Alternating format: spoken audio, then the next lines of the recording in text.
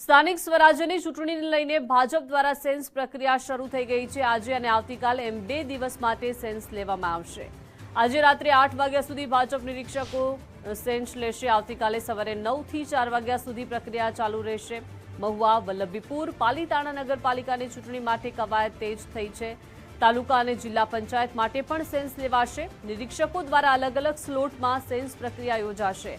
7 ગ્રામ વિકાસોના દાવેદારોની sense લેવામાં આવશે। આવતીકાલે 3 મોટા શહેરોની સેન્સ પ્રક્રિયા હાથ ધરાશે। ચૂંટણી જીતવા માટે ભાજપે અત્યારથી જ તૈયારીઓ આરંભી દીધી છે। ટિકિટ વાંચકોમાં સેન્સ પ્રક્રિયાને લઈને અત્યારે ભારે ઉત્સાહ જોવા મળી રહ્યો છે। ભાવનગર જિલ્લા ભાજપ કાર્યાલય ખાતે નેતાઓનો જમાવડો થયો છે।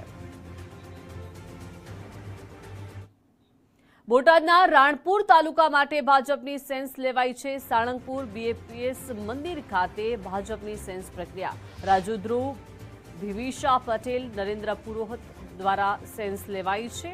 ભાજપમાંથી ચૂંટણી લડવા ઈચ્છતા અનેક દાવેદારો પહોંચ્યા।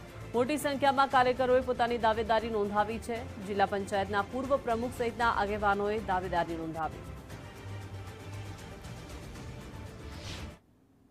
બોટાદ જિલ્લાની અંદર 4 તાલુકા પંચાયત, 2 નગરપાલિકા અને જિલ્લા પંચાયતની જ્યારે ચૂંટણીઓ છે ત્યારે આવનારી ચૂંટણીની અંદર ભારતીય જનતા પાર્ટીની અંદર જે ઉત્સુક લડવા માગે છે તેવા દાવેદારો આજે બોટાદ સાળંગપુર ખાતે રાણપુર તાલુકા પંચાયત, બરવાળા તાલુકા પંચાયત અને બરવાળા નગરપાલિકા જ્યારે પ્રદેશ દ્વારા નિરીક્ષકોની જવાબદારી સોંપવામાં આવી છે અને ભારતીય જનતા પાર્ટીની અંદર